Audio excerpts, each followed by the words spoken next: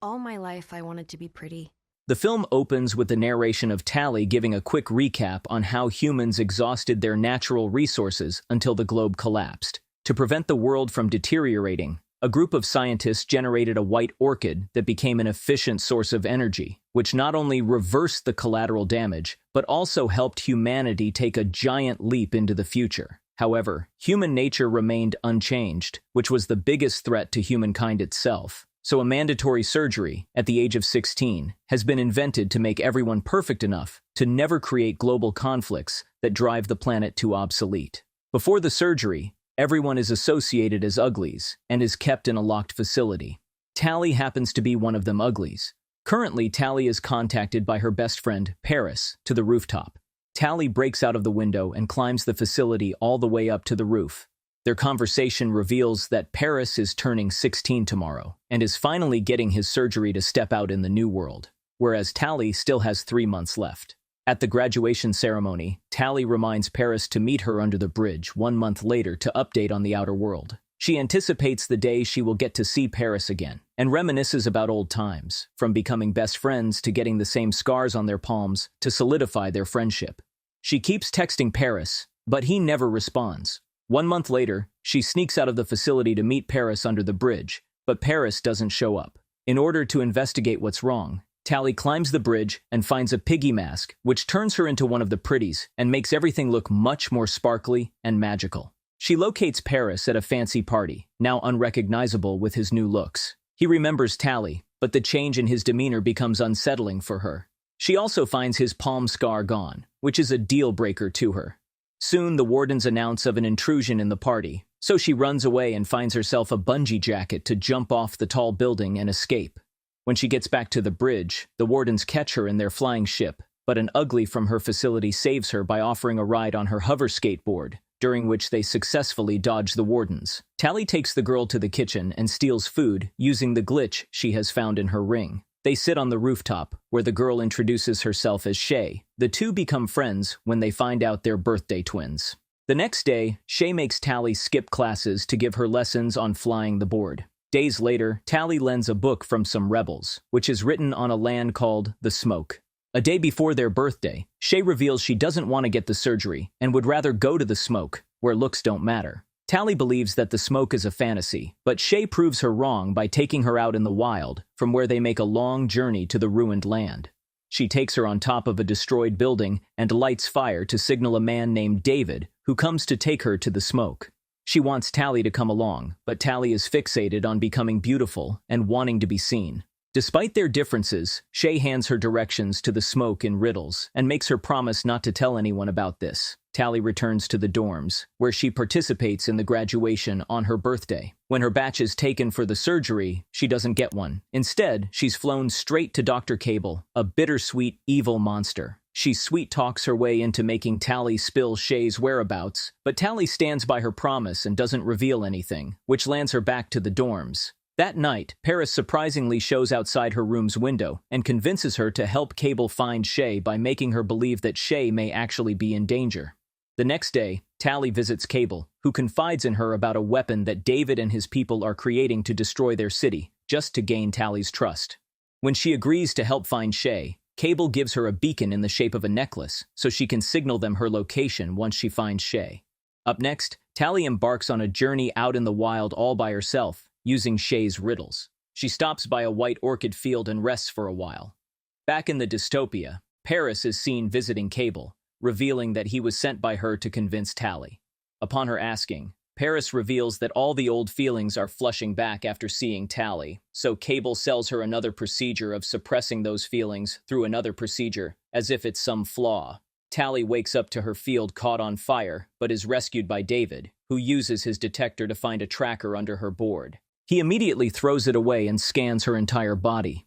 The sneaky beacon surpasses the detector, which declares Tally free of trackers.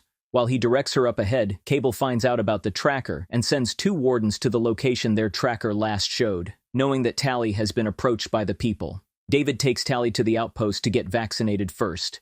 There she finds Shay and becomes overjoyed. When alone, Tally indirectly shows concerns for Shay regarding the place, which makes Shay realize Tally has only come to get her back to the city and bluntly tells Tally to leave right away.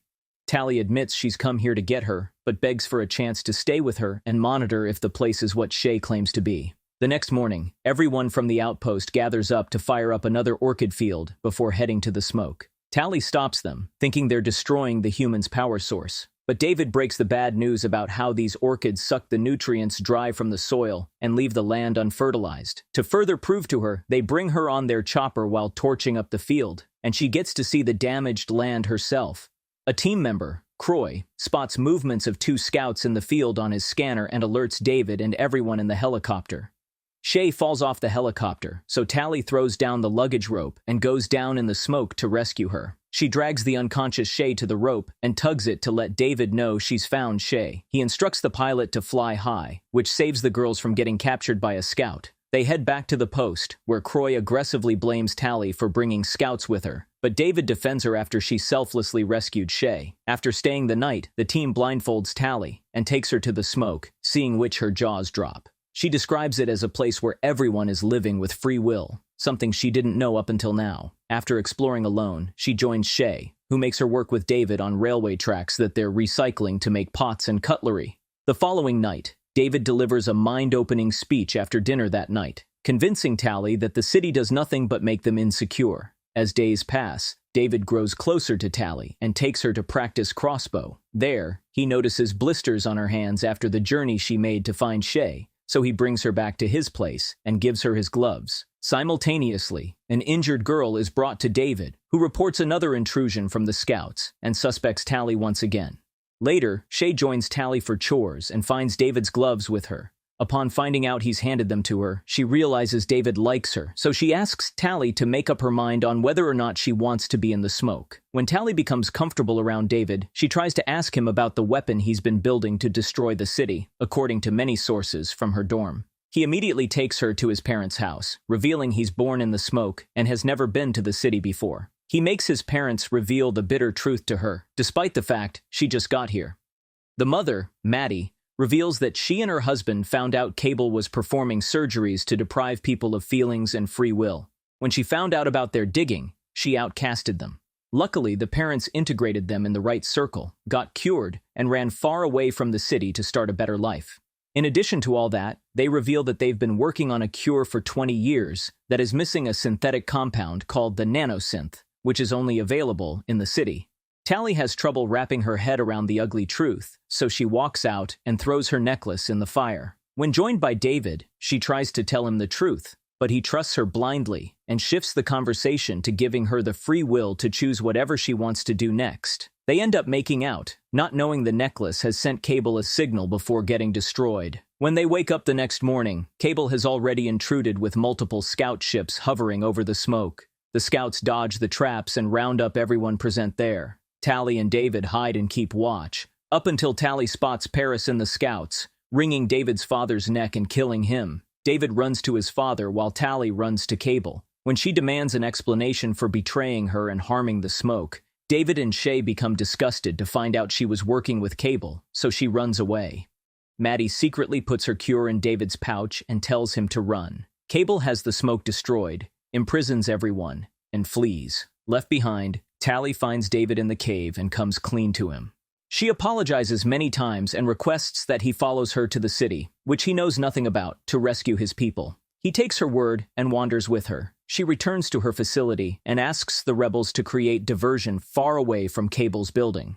The rebels light up a fire with sign, saying the smoke lives, which makes all the scouts leave the building and fly towards it.